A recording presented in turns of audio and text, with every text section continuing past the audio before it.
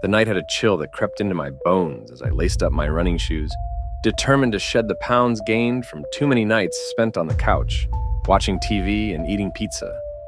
The city streets beckoned with their eerie glow, casting long shadows that seemed to dance with each flicker of the street lamps.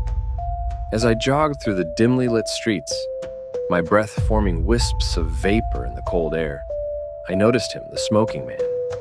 He lumbered along, his large frame obscured by the darkness, save for the glowing ember of his cigar. But it wasn't his size that caught my attention.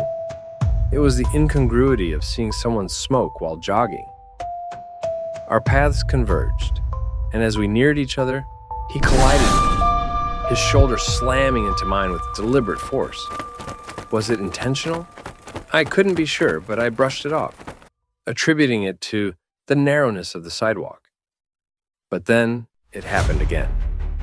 At the intersection, he darted in front of me, causing me to trip and fall hard onto the pavement.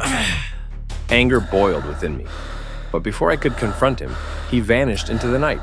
Determined not to be intimidated, I pressed on, my muscles burning with exertion. Yet, with each step, a sense of unease gnawed at me.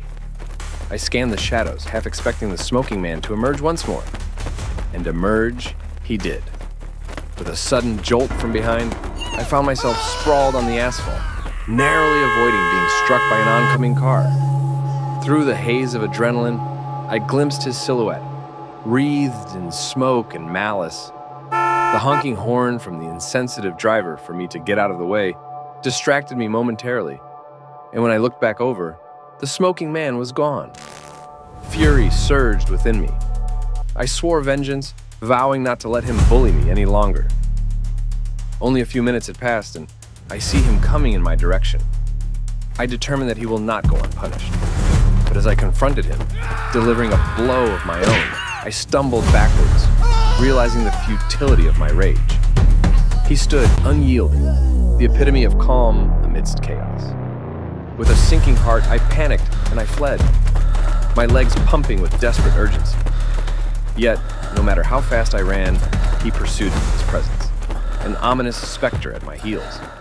Lost and disoriented, I stumbled into a desolate alley, the walls closing in around me like the jaws of some unseen predator. And there he was, the smoking man, a harbinger of doom with his cigar clenched between his teeth. Cornered and helpless, I braced for the end, my whimpering cries swallowed by the darkness. But then, in a twist of fate, he faltered, clutching his chest, his cigar falling to the ground as he collapsed to his knees. His hands still holding his chest, he falls, face down, on the pavement, his life snuffed out like the ember of his cigar. As the ambulance carried his lifeless form away, I couldn't shake the sense of dread that lingered in the air. For in that moment of clarity, I realized the true horror of the smoking man. A reminder that even in the dead of night, the greatest terror lies within ourselves. And hey, I guess smoking really can kill you.